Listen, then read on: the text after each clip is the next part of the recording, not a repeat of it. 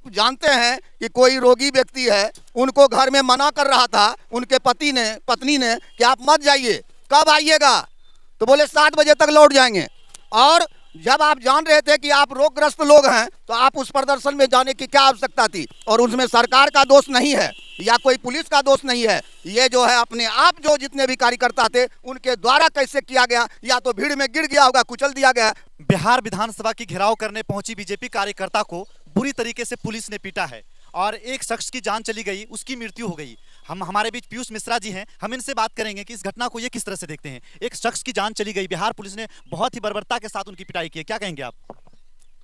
देखिए, संविधान, भारतीय संविधान में सबका मान्यता समान है, लेकिन जब संविधान के साथ खिलवाड़ होता है तो प्रशासन जो है वह अपनी चुनौती और अपने कारनामे को दिखाता है।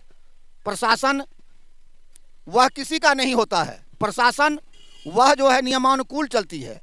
आप बताइए कि आपको जब आप धरना प्रदर्शन का कार्यक्रम चला रहे थे, आप शिक्षक नियोजन पर विधानसभा में जो कुर्सी चली उसके विषय में, खैर ठीक है, भारतीय लोकतंत्र में ये आपका अधिकार है, सभी आम आवाम की किसी भी पार्टी का अधिकार होता है कि आप जो हैं प्रदर्शन कर सकते हैं।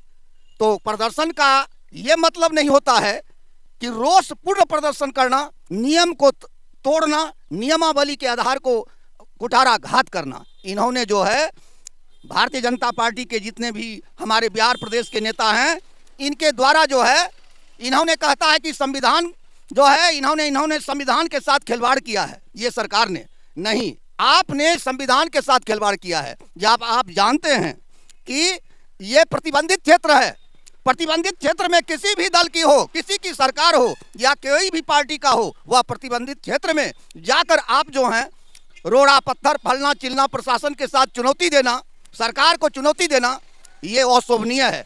इससे आपको साबित होता है कि आप कैसे प्रशासक के रूप में, आप कैसे रूप में आप जो हैं शांतिपूर्ण व्यवस्था को नहीं, उग्रवाद के लिए आप जो हैं बिहार को उत्माद फैलाने के लिए ऐसा कार्यक्रम कर रहे हैं। और आप जो हैं आप अपनी मान सम्मान बढ़ाने के लिए, जनता को ओछी राजनीति में दिखाने के लिए ये कर रहे हैं। ये जो है सही कदम नहीं था और इसका हम भर्त्सना करते हैं कि ऐसे प्रतिबंधित क्षेत्रों में अनाधिकार जाकर आप जो हैं पुलिस के साथ चुनौती देकर सरकार को गिरा के मंतव्य को और सरकार के नियमानुकूल के विरोध में आपने ऐसा किया है, ये जो है अच्छी बात नहीं है। ये गलती आप किए हैं और सरकार पर आप दोष दे रहे हैं, ऐसा मत कीजिए। और अगर आप प्रदर्शन करते हैं तो आप शांतिपूर्ण प्रदर्शन करें, कोई भी हों, चाहे सरकार के लोग हों या विपक्ष के लोग हैं, शांतिपूर्ण प्रदर्शन करें, उग्र ना करें, शांति बना के रखें। जनता को लॉलीपॉप दिखाने की जरूरत नहीं है। जनता समझ चुकी है कि आप धर्म और जाति की राजनीति करते हैं, संप्रदाय की राजनीति करते हैं और इसको जनता सबक माफ नहीं करेगी। आने वाले 2024 में आपको सबक सिखाने जा रही है। और ये जो आप गठबंधन की सरकार को आप झूठा साबित करते हैं, ये गठबंधन हमारे बिहार के लिए, देश के लिए, आपके लिए एक चुनौती है और आने वाला कल बताएगा। एक सवाल मैं आपसे और करना चाहूंगा नेताजी, जिस तरह से मोदी जी ने वादा किया था कि 2 करोड़ लोगों को हम रोजगार देंगे, तेजस्वी जब सत्ता में आया तो उन्होंने भी वादा किया था कि हम 10 लाख लोगों को नौकरी देंगे और उन्होंने नौकरी तो दिया नहीं। उसी के खिलाफ प्रदर्शन कर रहे थे बीजेपी के कार्यकर्ता कि 10 लाख लोगों को नौकरी चाहिए और पुलिस लाठी जो है बरसाना शुरू कर दी और उसमें 1 लोगों की जान चली गई। आप बताइए कि इस तरह से निर्मम हत्या कर देना या उसकी मौत हो जाना, ये तो बहुत दुखद घटना है ना। देखिए, ये निर्मम हत्या जो है सरकार के द्वारा नहीं है, ये जो है उनके द्वारा ही, धरना प्रदर्शनकारी के द्वारा ही ऐसा हुआ है। आप जानते हैं कि कोई रोगी व्यक्ति है, उनको घर में मना कर रहा था उनके पत्नी ने कि आप मत जाइए, कब आइएगा? तो बोले 7 बजे तक लौट जाएंगे।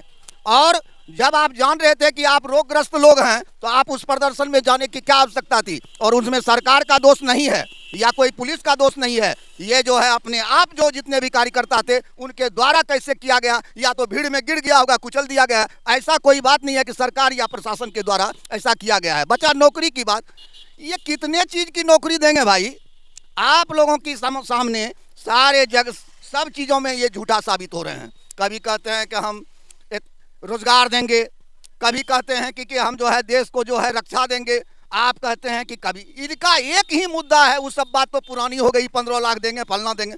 इनका एक ही मुद्दा है, फूट डालो, शासन करो।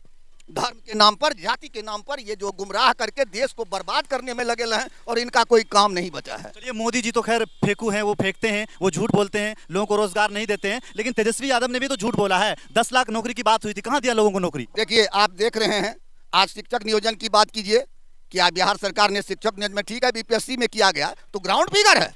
आज जो है मान लीजिए कि मार्क्स बेसिस पर अगर वह चयन करते तो आज जो है सारे जो है कितने सर्टिफिकेट लेकर के जो है जाकर के जाते हैं और शिक्षक सबको कॉल लिखने के लिए नहीं आता है। अगर बीपीएससी ट्रेंड अगर शिक्षक होता है तो विद्यार्थियों का पढ़ाई लिखाई पठन पाठन पर भी असर पड़ेगा और बिहार में शिक्षा जो है मेरी अव्वल होगी। और उनका सोच गलत नहीं है कि अगर बीपीएससी का अगर सरकार माननीय हमारे मुखिया नीतीश जी के द्वारा ऐसा किया जा रहा है तो कोई ये गलत चीज नहीं है। बीपीएससी किया इसका मतलब उन्नत शिक्षा की ओर जो है उनका प्रेरणा और प्रेरित स्रोत करने की बात और उनकी सुझाव है और इस मानसिकता को अगर वो आगे बढ़ा रहे हैं इनके लिए हम लोग तैयार हैं। अब पुलिस की बहाली है, इन्होंने कहा 21,000 पुलिस की बहाली करेंगे, अब बहाली ले रहे हैं तो अरे भैया बिहार में क्या है? आप देख रहे हैं बिहार में ना कोई उद्योग है, ना कोई मान लीजिए रोजगार है, ना कोई अर्थव्यवस्था सही है। बिहार तो हमारा पिछड़ा है ही।